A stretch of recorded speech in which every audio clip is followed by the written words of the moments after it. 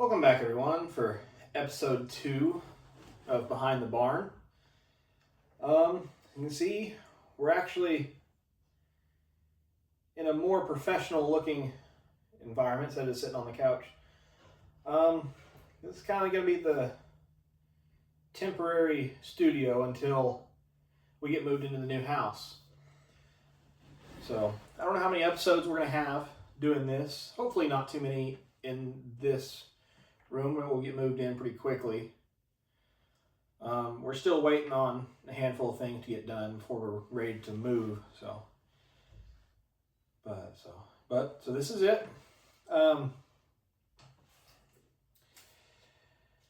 Lately, here in the last couple of days, I've acquired new equipment, so that should be coming out here Thursday in the new video. Got a cultivator for the H John Deere so we can cultivate the corn, which, speaking of corn, I'm not sure if it's... So this right here is our Jimmy Red, which we'll be planting that right after the sweet corn. And this is our Reed's Yellow Dent that we're going to be planting as well. Both got it from Haas Tool out of Georgia. So if you haven't seen our seed unboxing video, this is it. I pulled them out and just wanted to inspect the corn. Also, I ran some of it through the planter to see if I needed to modify the plates anymore.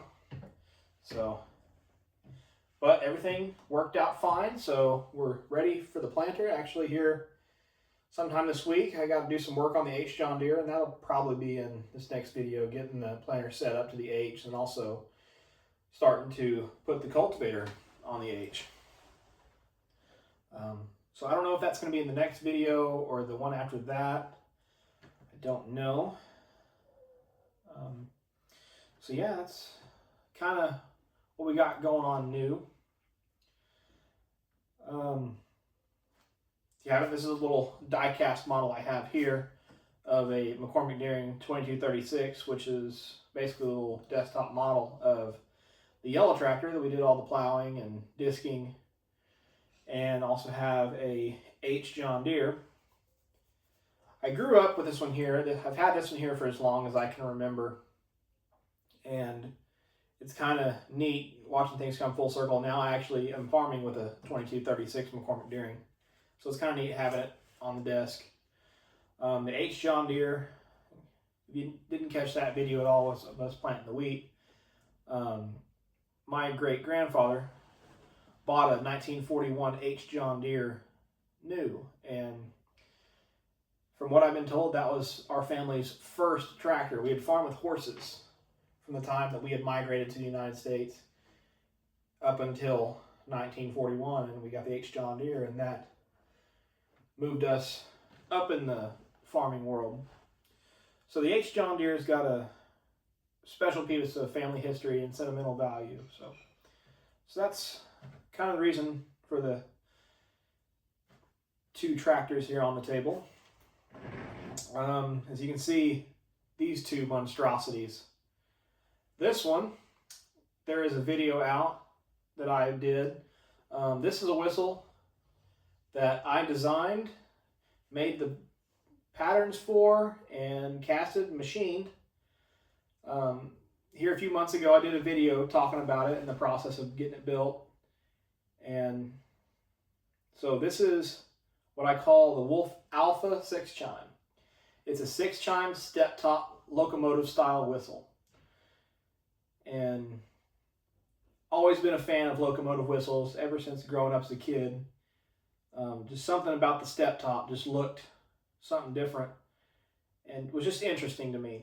So I decided I was going to get one, and after setting out, I realized that they were way out of my budget and price range that I was willing to pay for something like this. And it was pretty much cheaper for me to build it. So this one is number 1. This is the first one I did. I have the patterns still, and I'm going to end up making some more, so that way I can share these with more people. I'm trying to keep them as affordable as possible. I'm not looking to get rich. The whole purpose of this channel And everything that I'm pretty well doing is trying to share the love and interest that I have in, which is preserving agricultural history, steam history, whether it's locomotives, steam traction engines, just the turn of the century agriculture and industrial machinery, which I've grown up. My dad really got me into it, and I was able to develop my own passion, and I was bitten by the bug.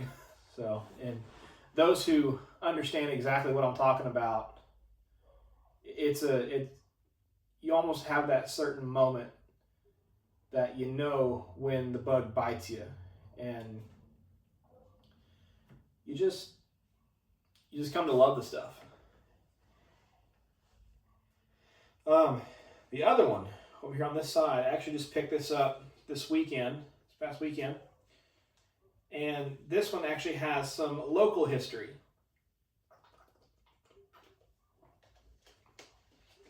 This one here actually came off one of the refineries that used to be here in Cushing, and this is a 6-inch Crane single chime. Like I said, it came off one of the refineries. We haven't been able to pin down exactly which one it was. At one point in time, there were over a dozen refineries within the Cushing area. I have to do some more research and figure out exactly what year that would have been. But this was off one of the last refineries still functioning, and it was hidden away. And so hopefully here in the next couple of months, I'll disassemble it, clean it up, polish it, and we'll actually get to hear it on steam. So maybe here the next few weeks, I'll have it taken apart, cleaned up, and do an air test on it to see how it functions on air. And then once it passes that, we'll move on to a steam test. So I'm really excited to actually hear this one and actually have it make noise for the first time in this area in several years. At least 2 decades, probably pushing 3 decades since that one has last seen steam pressure. So it's really, really cool. Other than that, that kind of covers everything on the desk. I didn't want to put anything more because it just looked cluttered and crowded. So,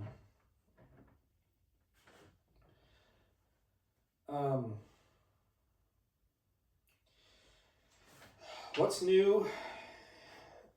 What's going on here? It's in the works right now. Right now we're gearing up to get the field ready for the corn. That'll be happening this following weekend.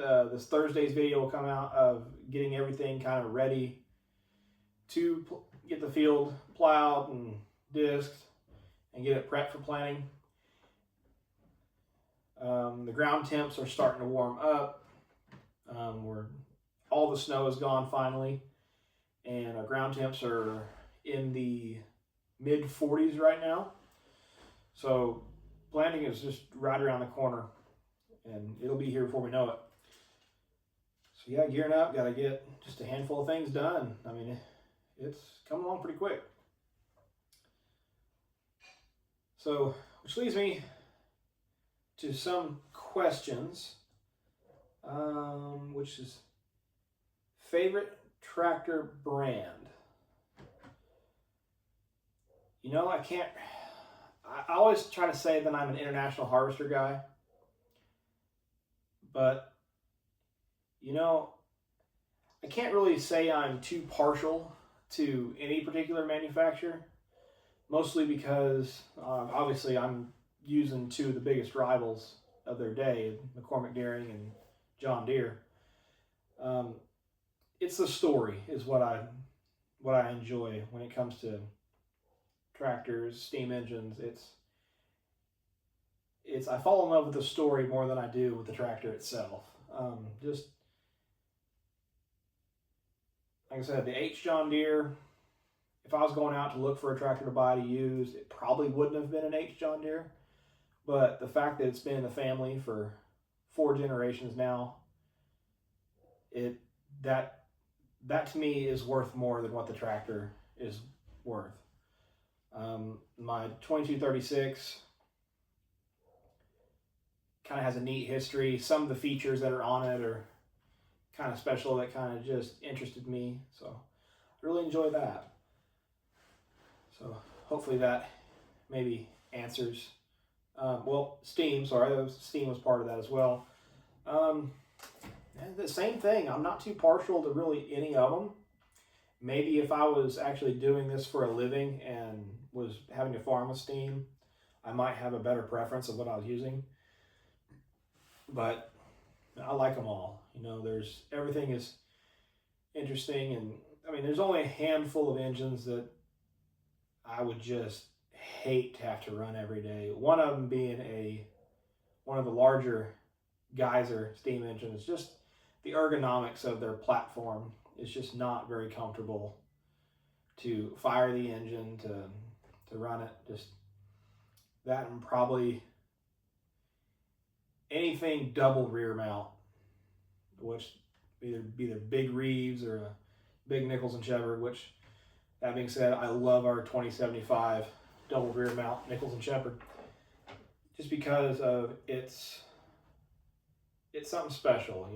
That engine, I had heard so much about it, and finally when I was old enough to go with Dad to Fairview and run it, I just had a special love for that engine. But if I was actually buying one to farm with, that thing sucks. That engine is right here in your face. You can't really see around it. Maybe in a farm setting, it probably wouldn't be that bad, but definitely in a show setting, you want to have somebody off to your left to see the left side of the engine, because where you're at steering it, you can't see anything around you. This visibility is horrible. Cases, they're known, should have came with a set of knee pads from the factory, because when you have to fire it, you have to get down on your knees to see inside the firebox. I've never ran an Advance. The Avery's another engine that is just a bear to see around, but cool. Just very interesting. The Avery undermounts are very interesting as well.